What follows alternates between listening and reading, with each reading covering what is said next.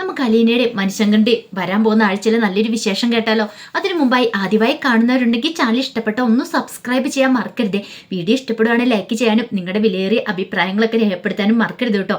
നമുക്ക് നേരെ നമ്മുടെ വിശേഷത്തിലേക്ക് പോയാലോ. അങ്ങനെ അലീനയ്ക്ക് പകരം പുതിയ വേലക്കാരിയെ വൈജയന്തി കൊണ്ടുവന്നെങ്കിലും പക്ഷേങ്കിൽ അവളെ അവിടെ നിർത്താനായിട്ട് ബാലേന്ദ്രൻ സമ്മതിച്ചില്ല. കാരണം ബാലേന്ദ്രന് വൈജയന്തി എടുത്തിട്ട് കുടയുന്നുണ്ട്. ഒരു കാര്യം ഞാൻ പറഞ്ഞേക്കാം, ഇവിടെ കാര്യങ്ങളൊക്കെ തീരുമാനിക്കുന്നത് ഞാനാ. ഞാൻ പറയുന്ന പോലെ കാര്യങ്ങൾ നടക്കുള്ളൂ. നീ പുതിയ ജോലിക്കാരിയെ കൊണ്ടുവന്നിട്ടുണ്ടെങ്കിൽ അലീനയെ പറഞ്ഞു വിടുമെന്ന് നീ വിചാരിക്കേണ്ട. ഒടുവില് വൈജയന്തിക്ക് ബാലേന്ദ്രന്റെ മുന്നിൽ മുട്ടുമടക്കേണ്ടതായിട്ട് വന്നു. ബാലേന്ദ്രൻ പറഞ്ഞു, നീ കളിക്കുന്ന കളിയുണ്ടല്ലോ, സൂക്ഷിച്ച് കളിക്കണം. അത് ഈ ബാലേന്ദ്രനോട് പണ്ടത്തെ പോലെ ഒന്നും അല്ല. പക്ഷെ അത് വൈജയന്തി ഭയങ്കര അസ്വസ്ഥയുണ്ടാക്കി. ഒടുവിൽ സുമിത്ര എന്ന വേലക്കാരിയെ വൈജയന്തിക്ക് ആ വീട്ടിൽ നിന്ന് പറഞ്ഞു വിടേണ്ടി വന്നു. ഒരു കാര്യം ബാലേന്ദ്രൻ പറഞ്ഞായിരുന്നു, അലീന ഉണ്ടാക്കുന്ന ഒരു ആഹാരം പോലും വൈജയന്തിക്ക് കൊടുക്കണ്ടെന്ന്. അങ്ങനെ വൈജയന്തി സ്വയം ആഹാരം പാചകം ചെയ്ത് കഴിക്കാൻ തുടങ്ങി. കാരണം അലീനയ്ക്ക് കർശന താക്കീതുണ്ടായിരുന്നു. ബാലേന്ദ്രൻ രണ്ടും കൽപ്പിച്ച അങ്ങനെ തോറ്റു പിന്മാറാനായിട്ട് ബാലേന്ദ്രൻ ഒരുക്കമല്ലായിരുന്നു. അങ്ങനെ പുതിയ ജോലിക്കാരെ പറഞ്ഞു വിട്ട് കഴിഞ്ഞപ്പോഴത്തേനും വൈജയന്തിക്ക് കട്ട കലിപ്പ് ദേഷ്യമൊക്കെ. അലീനയോട് ഒന്നുകൂടെ ദേഷ്യം കൂടുക ചെയ്തേ. ഇവള് കാരണം തൻ്റെ ജീവിതം തകരുവാന്ന് കുട്ടികളെ കയ്യിലെടുക്കാൻ തുടങ്ങി. ഭവിതേനെയും രോഹിത്തിനും പിന്നെ കയ്യിലെടുക്കേണ്ട കാര്യമില്ലല്ലോ. പക്ഷെ കൃഷ്ണമോൾ അങ്ങനെ വിട്ടുകൊടുത്തില്ല. കാരണം കൃഷ്ണമോൾക്കറിയാം അമ്മയുടെ ഭാഗത്തെ തെറ്റുകളൊക്കെ, അതുപോലെ തന്നെ അച്ഛൻ്റെ ഭാഗത്തെ ന്യായം. അച്ഛൻ ഒരു കാരണവശാലും ഇങ്ങനെ വാശി പിടിക്കുന്ന ആളല്ല. ഇപ്പോഴിങ്ങനെ ചെയ്യുന്നുണ്ടെങ്കിൽ അതിന് പിന്നിൽ വ്യക്തമായൊരു കാരണം കാണും. എങ്കിലും അച്ഛനും അമ്മയും ഒന്നിക്കണമെന്നാണല്ലോ എപ്പോഴും മക്കൾ ആഗ്രഹിക്കുന്നത്. അതിന് വേണ്ടിയിട്ട് കൃഷ്ണമോളും കുറേയൊക്കെ ബാലേന്ദ്രനോട് പറഞ്ഞു. പക്ഷെ ബാലേന്ദ്രന് അങ്ങനെ അമ്പനും വലിയ അടുത്തില്ല. എങ്ങനെ അടുക്കാനാന്ന് പറ. ബാലേന്ദ്രന്റെ മനസ്സിലേക്ക് വൈജയന്തിയെ കുറിച്ചുള്ള ആ പഴയ കാര്യങ്ങളൊക്കെ ഇങ്ങനെ തികട്ടി വന്നുകൊണ്ടിരിക്കുക. അത് ഓർക്കും തോറും ബാലേന്ദ്രന് സഹിക്കാൻ പറ്റുന്നുണ്ടായിരുന്നില്ല. അതേസമയം വൈജയന്തിക്ക് അലീനയെ കണ്ണെടുത്താൽ കണ്ടുകൂടാ. എപ്പോൾ അലീനയെ കണ്ടാലും ചീത്ത പറയാൻ തുടങ്ങി. പക്ഷെ അലീന ഒന്നും മൈൻഡ് ചെയ്തില്ല. അലീനയ്ക്കറിയാം തൻ്റെ അമ്മയുടെ മനസ്സിലെ ഫ്രസ്ട്രേഷൻ എന്താന്ന്. ഇവർക്ക് മനസ്സിൽ എന്തൊക്കെയോ ആ പഴയ കാര്യങ്ങളൊക്കെ വെച്ചിട്ടായിരിക്കും. മനസ്സിലെന്തോ ഭയങ്കര ബുദ്ധിമുട്ടും കാര്യങ്ങളൊക്കെ ഉണ്ട്. അതിനുശേഷം വൈജയന്തി കമലയെ വിളിക്കുന്നുണ്ട്. കാരണം പുതിയ ജോലിക്കാരും കൂടെ പോയി കഴിഞ്ഞപ്പോഴത്തേനും വൈജയന്തിക്ക് സഹിക്കാൻ പറ്റില്ല. കമലയെ വിളിച്ച് തൻ്റെ പരാതികൾ പറയാണ്. കമലയെടുത്തി എനിക്ക് എന്ത് ചെയ്യണം എന്ന് പോലും അറിയില്ല. ഇവിടെ നിൽക്കാൻ പോലും പറ്റുന്നില്ല. അത്ര ബുദ്ധിമുട്ടാ. അപ്പോഴേക്കും കമലയല്ലേ ആള്. കമല എങ്ങനെ എഴുതി ഈ എണ്ണ ഒഴിച്ച് കൊടുക്കാന്നോർത്ത് ഇരിക്കുക. വൈജയന്തിയുടെ മനസ്സിലേക്ക് എരിപരി കെട്ടിക്കൊടുത്തു. നീ സൂക്ഷിച്ചില്ലെങ്കിൽ നീ ആ വീട്ടിൽ നിന്ന് പുറത്താകും. അധികാരം അവള് കയ്യിലെടുക്കും. പിന്നെ അറിയാലോ, അവള് ചെറിയ പ്രായമാ. ഇതെല്ലാം കൂടെ കേട്ട് കഴിഞ്ഞപ്പോഴത്തേനും വൈജയന്തിയുടെ മനസ്സിൽ ഇല്ലാത്ത ഓരോ കാര്യങ്ങളിങ്ങനെ വന്നു. കാരണം ഓരോന്നൊക്കെ ഓർത്തിങ്ങനെ വൈജയന്തിക്ക് വല്ലാത്തൊരു ബുദ്ധിമുട്ടായിരുന്നു. ബാലേന്ദ്രനെ നഷ്ടപ്പെടുവോ, തൻ്റെ കുടുംബം നഷ്ടപ്പെടുവോ, അധികാരം നഷ്ടപ്പെടുവോ എന്നൊരു ചിന്തയൊക്കെ ആയിരുന്നു മനസ്സിലുണ്ടായിരുന്നേ. പക്ഷെ അലീന കൂളായിരുന്നു. അതുപോലെ തന്നെ ബാലേന്ദ്രൻ വൈജയന്തിയെ കാണിക്കാൻ വേണ്ടിയിട്ട് അലീനയോട് കൂടുതൽ സ്നേഹം കാണിക്കുന്നുണ്ട്. അങ്ങനെയൊക്കെയാണ് ബാലേന്ദ്രൻ തൻ്റെ ഉള്ളിലെ ദേഷ്യവും തീർക്കുന്നത്. അങ്ങനെ അലീന ബാലേന്ദ്രൻ്റെ ആഹാരമായിട്ട് മുറിയിലേക്ക് ചെന്ന് കഴിഞ്ഞപ്പോഴത്തേനും ബാലേന്ദ്രൻ ഇങ്ങനെ ഒരു ടെസ്റ്റൊക്കെ വായിച്ചുകൊണ്ടിരിക്കുകയാണ്. അലീനെ കണ്ടു കഴിഞ്ഞപ്പോഴത്തേനും ബാലേന്ദ്രന് സന്തോഷമായി. ഇങ്ങനെ ആഹാരം കൊടുക്കുന്ന സമയത്ത് ബാലേന്ദ്രൻ അലീനയോട് പറഞ്ഞു, അല്ല നിനക്ക് ഇവിടുന്ന് പോകണമെന്നോ മറ്റോ ഉണ്ടോ? വൈജയന്തി ഇങ്ങനെയൊക്കെ പറയുന്നുണ്ട്, നിനക്ക് വിഷമമുണ്ടോ എന്നൊക്കെ അലീനയോട് ചോദിക്കുന്നുണ്ട്. അലീന പറഞ്ഞു, സങ്കടമുണ്ട് സാറേ. കാരണം അവർ രണ്ടുപേരും അലീനയ്ക്ക് ഒട്ടും ഇഷ്ടമുള്ള കാര്യമല്ല. കാരണം തൻ്റെ അമ്മയും സാറും തമ്മിൽ പിരിയണത് താൻ കാരണമാണല്ലോ, ഒരു പ്രശ്നമാണല്ലോ എന്നൊരു ചിന്ത അലീനയുടെ മനസ്സിലുണ്ട്. താൻ പോവുകയാണ് തീരുന്ന പ്രശ്നമുള്ളൂ. അതുകൊണ്ട് അലീന പറയുകയും ചെയ്തു, ഇതാണ് ഞാൻ പോയിക്കോളാം. എനിക്ക് വേണ്ടിയിട്ട് നിങ്ങൾ രണ്ടുപേരും വഴക്കുണ്ടാക്കേണ്ട കാര്യമൊന്നുമില്ല. പക്ഷെ അങ്ങനെയൊന്നും വിട്ടുകൊടുക്കാൻ ബാലേന്ദ്രൻ തയ്യാറായിരുന്നില്ല. ബാലേന്ദ്രൻ പറഞ്ഞു, നീ പോയാലും ഇവിടുത്തെ പ്രശ്നങ്ങൾ തീരില്ല. നിനക്കറിയാവോ, ഞാൻ ഈ കുടുംബത്തെ അതുപോലെ സ്നേഹിച്ച കുടുംബത്തിന് വേണ്ടിയിട്ട് ജീവിച്ചൊരു വ്യക്തിയാണ് ഞാൻ. പക്ഷേ എങ്കിൽ ഇപ്പം എൻ്റെ വിശ്വാസം നഷ്ടപ്പെട്ടു വൈജയോടുള്ള. നമ്മൾ ഒരാളെ ആത്മാർത്ഥമായിട്ട് സ്നേഹിക്കുമ്പോൾ അവർ നമ്മളെ ചതിച്ചെന്നറിഞ്ഞാൽ നമുക്ക് ഒരിക്കലും ഉൾക്കൊള്ളാൻ സാധിക്കില്ല. അതിൻ്റെ ആഘാതം എന്ന് പറഞ്ഞാൽ ഒത്തിരി വലുതായിരിക്കും. അതുപോലെ അവസ്ഥയിൽ കൂടെ ഞാനിപ്പോൾ കടന്നു പോയിക്കൊണ്ടിരിക്കണേ. അപ്പോഴേക്കും അലീനയ്ക്ക് മനസ്സിലായി എന്തൊക്കെയോ കാര്യങ്ങൾ സാറിന് അറിയാമെന്നുള്ളത്. ആ സമയം അലീനയോട് ബാലേന്ദ്രൻ ചോദിച്ചു, അല്ല നിനക്ക് നിൻ്റെ അച്ഛനും അമ്മയും കാണണമെന്ന് ആഗ്രഹമില്ലേ? അങ്ങനെയൊന്നുമില്ല. ഒരു പക്ഷേങ്കിൽ നിനക്ക് അച്ഛനും അമ്മയൊക്കെ ഉണ്ടായിരുന്നെങ്കിൽ, നിൻ്റെ അരികിലുണ്ടായിരുന്നെങ്കിലോ, അങ്ങനെ ഉണ്ടായിരുന്നെങ്കിൽ എനിക്ക് സന്തോഷമായനും. അലീനയുടെ മനസ്സറിയാൻ വേണ്ടിയിട്ടാണ് ഇങ്ങനെ ചോദിച്ചുകൊണ്ടിരിക്കണേ. അല്ല നീ പറഞ്ഞിട്ടുണ്ടല്ലോ പലപ്പോഴും എന്നെ അച്ഛനെ പോലെ കാണുന്നെന്ന്. അങ്ങനെയാണെങ്കിൽ എന്നെ അച്ഛാന്ന് വിളിച്ചുകൂടെ? അത് പിന്നെ അല്ല, നിന്റെ പേരിൻ്റെ കൂടെ അലീന ബാലേന്ദ്രൻ ഇരുന്നുകൊണ്ട് നിനക്ക് എന്തെങ്കിലും കുഴപ്പമുണ്ടോ? അത് കേട്ടപ്പം അലീന പറഞ്ഞു, എനിക്ക് കുഴപ്പമൊന്നുമില്ല, എനിക്ക് ഇഷ്ടമുള്ള കാര്യം തന്നെയാണ്. പക്ഷെ ബാലേന്ദ്രൻ എന്ന് ഇട്ട് കഴിയുമ്പോഴത്തേനും ഞാൻ സാറിനെ അച്ഛാന്ന് വിളിക്കണ്ടേ? അതെ, അച്ഛാന്ന് വിളിക്കണം. നീ എന്നെ അച്ഛനായിട്ട് അംഗീകരിക്കണം.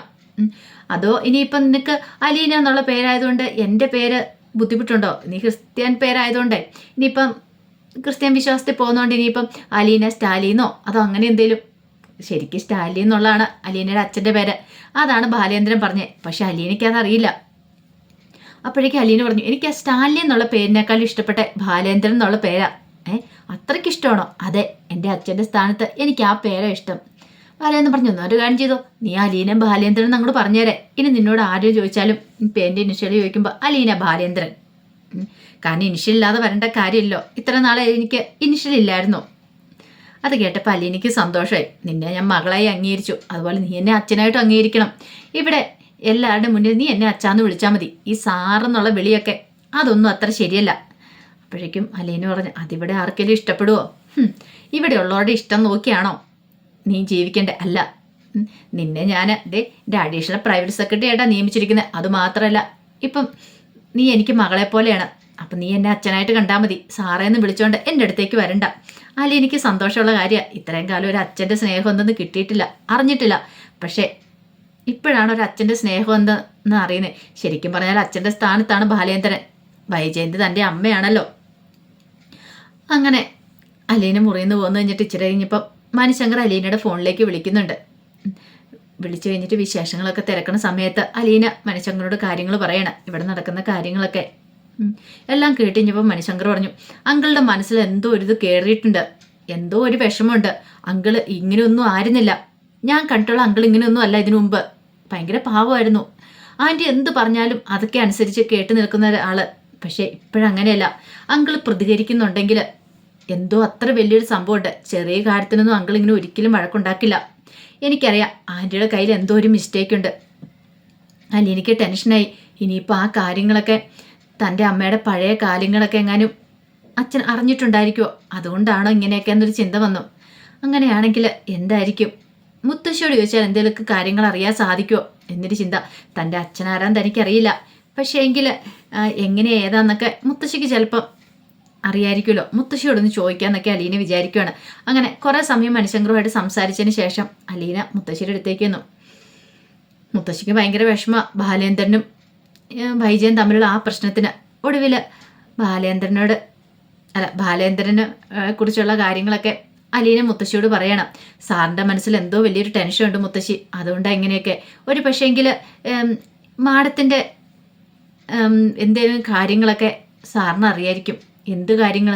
അല്ല, ഞാനൊരു കാര്യം ചോദിച്ചാൽ മുത്തശ്ശി സത്യം പറയുമോ? മുമ്പ് ഗംഗാധരനങ്ങളൊക്കെ വന്നു കഴിഞ്ഞപ്പോൾ ഒരു കാര്യം പറഞ്ഞായിരുന്നു. എന്ത്? അല്ല, അത് പിന്നെ നീ കാര്യം എന്താ വെച്ചാൽ പറ. അതെ, മാഡത്തിന് മുമ്പെന്തോ പ്രണയബന്ധം ഉണ്ടായിരുന്നു, അങ്ങനെ എന്തേലും?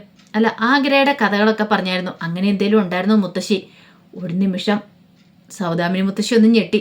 മുത്തശ്ശിയോട് നിന്നോട് ആരാ പറഞ്ഞേ? അല്ല, അന്ന് ഇവിടെ ഗംഗാധരനങ്ങളൊക്കെ വന്നപ്പോൾ വിളിച്ചു പറഞ്ഞ അതോ? അത് പിന്നെ ആഗ്രഹ വെച്ച് അവൾക്കൊരു പ്രണയം ഉണ്ടായിരുന്നു. പക്ഷെ അതെല്ലാവരും വിലക്കിയതാ. ഒരു പട്ടാളക്കാരനായിരുന്നു. അപ്പോഴേക്കും അലീന ചാടി എഴുന്നേറ്റു. കാരണം അലീനയ്ക്ക് മനസ്സിലായി തൻ്റെ അച്ഛനൊരു പട്ടാളക്കാരനാണ്. പട്ടാളക്കാരനുമായിട്ടായിരുന്നു പ്രണയബന്ധം. അങ്ങനെയാണെങ്കിൽ ആ സമയത്തായിരിക്കും തൻ്റെ അമ്മ പ്രഗ്നൻ്റ് ആയത്. പക്ഷേ കൂടുതലും മുത്തശ്ശിയോട് ചോദിക്കാനായിട്ട് അലീനയ്ക്ക് വല്ലാത്തൊരു ബുദ്ധിമുട്ട് തോന്നി. എന്തോ വല്ലാത്തൊരു വിഷമം തോന്നി. നീ എന്താ മോളെ ഇങ്ങനെയൊക്കെ ചോദിച്ചതെന്ന് ചോദിച്ചു. അല്ല, എനിക്ക് തോന്നേ ഇനിയിപ്പോൾ അതെന്തേലും അറിഞ്ഞിട്ടാണോ സാർ ഇങ്ങനെ പെരുമാറുന്നതെന്ന് അറിയില്ലോ. അപ്പോഴേക്കും മുത്തശ്ശി പറഞ്ഞു, അതറിയാനോ എങ്ങനെ? അതൊന്നും എനിക്കറിയില്ല, പക്ഷെ ഞാനങ്ങോട്ട് പറഞ്ഞതേ ഉള്ളൂ. മുത്തശ്ശിയുടെ ഉള്ള സമാധാനം കൂടെ പോയി. അതിനുശേഷം അലീന വെളിയിലേക്ക് വരുന്ന സമയത്ത് അവിടെ വൈജയന്തി നിൽക്കുന്നുണ്ടായിരുന്നു. വൈജയന്തി പറഞ്ഞു, എനിക്കറിയാടി, നീ ഇവിടെ ആധിപത്യം സ്ഥാപിക്കാനല്ലേ ഇവിടെ ഇരിക്കുന്നത്. നിന്നെ അങ്ങനെ വെറുതെ വിടാൻ ഞാൻ ഉദ്ദേശിച്ചിട്ടില്ല എന്ന് പറഞ്ഞുകൊണ്ട് വൈജയന്തി എന്ത് ചെയ്യണം, ബാലേന്ദ്രൻ്റെ അടുത്തേക്ക് കയറിപ്പോയി. ബാലേന്ദ്രൻ്റെ അടുത്ത് എന്നിട്ട് പറഞ്ഞു, ഒരു കാര്യം ഞാൻ പറയാം, ഇന്നത്തോടു കൂടി അവളുടെ കാര്യത്തിൽ ഒരു തീരുമാനം ഉണ്ടാക്കിയേക്കണം. അവളെ ഈ വീട്ടിൽ നിന്ന് പറഞ്ഞു വിടണം, അല്ലെങ്കിൽ ഈ വീട്ടിൽ ഞാൻ ഇനി ഉണ്ടാകത്തില്ലെന്ന് പറയാം. അപ്പോഴേക്കും ബാലേന്ദ്രൻ പറഞ്ഞു, അവളെൻ്റെ മകളാണ്, ഞാൻ അവളെ മകളെ പോലെ കരുതുന്നത്, അതുപോലെ തന്നെ അവൾ എന്നെ അച്ഛനായിട്ടും. അച്ഛനായിട്ടാ? നിങ്ങളെയാ? അതെ, അവളെന്നെ അച്ഛനായിട്ടാ കരുതുന്നേ. ഇനി അത് അങ്ങനെ തന്നെ ആയിരിക്കും. നീ നോക്കിയായിരുന്നു അവൾ ഇവിടുന്ന് പറഞ്ഞു വിടാൻ പറ്റില്ല വൈജയ്. നിനക്ക് ഇവിടെ നിൽക്കാൻ പറ്റില്ല, നീ ഇറങ്ങിപ്പോയിക്കോ. പക്ഷെ ഞാൻ അവളെ ഇവിടുന്ന് വിടില്ല എന്ന് പറയണം. അത് കേട്ടപ്പോൾ വൈജയന്തിക്ക് ദേഷ്യമായി. നിങ്ങൾ അച്ഛനും മോളും ബന്ധമൊക്കെ എനിക്കറിയാം. നിങ്ങളുടെ മനസ്സിലിരിപ്പ് എന്താന്ന് അതങ്ങോട്ട് മനസ്സിൽ വെച്ചാൽ മതി. ഞാനിവിടെ ജീവനുള്ളിടത്തോളം കാലം ഒന്നും നടക്കില്ല എന്ന് പറയണം. അങ്ങനെ താഴേക്ക് ഇറങ്ങി വന്നപ്പോൾ ഭവിത അവിടെ നിൽക്കുന്നുണ്ട്. ഭവിതയോട് പറഞ്ഞു, ഒരു കാര്യം ഞാൻ പറഞ്ഞേക്കാം. നിങ്ങളുടെ അച്ഛനുണ്ടല്ലോ, ഇപ്പൊ അവളെ മാത്രം മതി, നിങ്ങൾ മക്കളെ പോലും വേണ്ട. അപ്പോഴേക്കും ഭവിത പറഞ്ഞു, അമ്മ എന്താ അമ്മ പറയണേ? ദേ ഒരുത്തി വന്നിട്ടുണ്ടല്ലോ അലീന, അവളെ നിങ്ങളുടെ അച്ഛൻ മകളായിട്ട് അംഗീകരിച്ചിരിക്കുന്നു. അപ്പൊ നിങ്ങളൊക്കെ ആരാ? അപ്പോഴേക്കും ഭവിത പറഞ്ഞു, മകളായിട്ടോ? അച്ഛനിത് എന്ത് പറ്റി? എനിക്കറിയില്ല എന്താ കാര്യമെന്ന്. നിങ്ങൾ നിങ്ങളുടെ അച്ഛനോട് തന്നെ ചെന്ന് ചോദിച്ചു നോക്ക്. അങ്ങനെ നിങ്ങളുടെ അച്ഛനെ മറ്റുള്ളവർക്ക് പങ്കിട്ട് കൊടുക്കാനുള്ളതാണോന്ന് നിങ്ങൾ തന്നെ ഒന്ന് പോയി ചോദിച്ചു നോക്ക്. അപ്പോഴേക്കും ഭവിത പറഞ്ഞു, അമ്മേ അച്ഛനത് വെറുതെ അമ്മയെ ചൊടിപ്പിക്കാൻ പറഞ്ഞതായിരിക്കും. പിന്നെ ചൊടിപ്പിക്കാൻ വേണ്ടി പറഞ്ഞു പോലും. ഒരു കാര്യം ഞാൻ പറഞ്ഞേക്കാം, അങ്ങനെ എന്താണെങ്കിലും എൻ്റെ ഭർത്താവിനെ വിട്ടുകൊടുക്കാനായിട്ട് എനിക്ക് ഒരുക്കുമല്ല. ആ സമയത്ത് ബാലേന്ദ്രൻ അങ്ങോട്ടേക്ക് ഇറങ്ങി വന്നു. ബാലേന്ദ്രൻ വന്നിട്ട് പറഞ്ഞു, അതെ നീ നിന്റെ ഭർത്താവിനെ വിട്ടുകൊടുക്കാൻ ഒരുക്കമല്ലെങ്കിലേ നീ ഒരു കാര്യം ചെയ്യുക, ആദ്യം നീ സ്വയമേ നന്നാവാൻ നോക്ക് വൈജയ്. അല്ലാതെ മറ്റുള്ളവരെ ഇങ്ങനെ കുറ്റപ്പെടുത്തിയിട്ടൊന്നൊരു കാര്യമില്ല. പറഞ്ഞു കേട്ടല്ലോ, നീ എന്ത് തരംതാണ ഭർത്താനോ പറയണമെന്നറിയാവോ? ആദ്യം നീ സ്വയം മനസ്സാലി ഒന്ന് ചിന്തിച്ചു നോക്കിയിട്ട് വേണം കാര്യങ്ങൾ പറയാനായിട്ട്. നീ നിന്റെ മനസ്സിലുള്ള അളവ് പോലും കൊണ്ടാണ് മറ്റുള്ളവരെ അളക്കുന്നേ. അതൊരിക്കലും ശരിയായിട്ടുള്ള കാര്യമല്ല. പിന്നെ അലീനി ഇവിടെ പറഞ്ഞു വിടാത്തതിന്റെ പേരിൽ മക്കളുടെ മനസ്സിലേക്ക് വിഷം കുത്തി നിറയ്ക്കാൻ നീ ശ്രമിക്കണ്ട. നിനക്ക് ഇവിടെ നിൽക്കാൻ പറ്റിയില്ലെങ്കിൽ നീ ഈ നിമിഷം ഇവിടെ നിറങ്ങാന്ന് പറയാം. അതോടെ കേട്ട് കഴിഞ്ഞപ്പോൾ വൈജയ്ക്ക് ഭയങ്കര കട്ടക്കലിപ്പായി. ഒടുവിൽ വൈജ പോരാടി തോറ്റു കഴിഞ്ഞപ്പോൾ വൈജ ഒരു കാര്യം തീരുമാനിച്ചു, ഇവിടെ നിൽക്കുന്നില്ല എന്ന്. തൻ്റെ പെട്ടിയും പ്രമാണവും ഒക്കെ എടുത്തുകൊണ്ട് വൈജ വീട് വിട്ട് ഇറങ്ങുവാണ്. ഭവിതയൊക്കെ തടഞ്ഞെങ്കിലും വൈജയന്തി നിന്നില്ല. വൈജയന്തി കാറും എടുത്തുകൊണ്ട് പോയി നേരെ കൊല്ലപ്പള്ളി വീട്ടിലേക്കാണ് പോകുന്നത്. കുറച്ച് ദിവസം അവിടെ നിൽക്കാമെന്ന് കരുതിയിട്ട് അങ്ങോട്ട് പോവാണ്. ആ സമയത്ത് ഭവിതയും കൃഷ്ണമോളും ഒക്കെ ബാലേന്ദ്രൻ്റെ അടുത്ത് നിന്ന് സങ്കടം പറയുന്നുണ്ട് വൈജയന്തി പോയതിൻ്റെ. പക്ഷെ ബാലേന്ദ്രൻ പറഞ്ഞു, അവളെ ഞാൻ തിരിച്ചു വിളിക്കാൻ പോകുന്നില്ല, അവൾ അഹങ്കാരം കൊണ്ട് ഇറങ്ങിപ്പോയതാ. അതുപോലെ തന്നെ അലീനയ്ക്കും ഭയങ്കര സങ്കടമായിരുന്നു. അലീനൻ ചെന്ന് പറഞ്ഞു, താൻ കാരണമാണെങ്കിലോ ഇതുപോലെ പ്രശ്നങ്ങളൊക്കെ ഉണ്ടായിരിക്കുന്നേ. പക്ഷെ ബാലേന്ദ്രൻ അതും കൊണ്ടൊന്നും അടുത്തില്ല.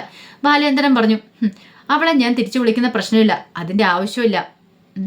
അവൾക്ക് ഇവിടെ നിൽക്കാൻ ഇഷ്ടമില്ല, അവൾ പോട്ടെ. പക്ഷേ വൈജയന്തി ഒടുവിൽ തല കുനിച്ച് നാണം കെട്ടാണ് ഇറങ്ങിപ്പോകുന്നത്. വൈജയന്തിക്ക് വേറൊരു നിവൃത്തിയില്ലായിരുന്നു ഇറങ്ങിപ്പോകാതിരിക്കാൻ വേണ്ടിയിട്ട്. അലീനയുമായിട്ട് കുറേ യുദ്ധം വിട്ട് നോക്കി, രക്ഷപ്പെടുന്നില്ല. കാരണം മകളായിട്ട് പോലും ബാലേന്ദ്രനും അലീനയെ അംഗീകരിച്ചു. അത് വൈജയന്തിക്ക് ഇഷ്ടപ്പെടുന്നതിൽ അപ്പുറമായിരുന്നു. കാരണം സഹിക്കാൻ പറ്റുന്നതിൽ അപ്പുറമായിരുന്നു. ഒടുവിൽ വൈജ തോറ്റു പിന്മാറുവാണ്. അപ്പോൾ അതിൻ്റെ വിശേഷങ്ങളാണ് വരും ദിവസങ്ങൾ നമ്മൾ കാണുന്നത്. ആ വിശേഷങ്ങൾക്കായി നമുക്ക് എല്ലാവർക്കും കാത്തിരിക്കാം കേട്ടോ. ഒരിക്കൽ കൂടി എല്ലാവർക്കും ശുഭരാത്രി നേർന്നുകൊണ്ട് നിർത്തുന്നു. നന്ദി.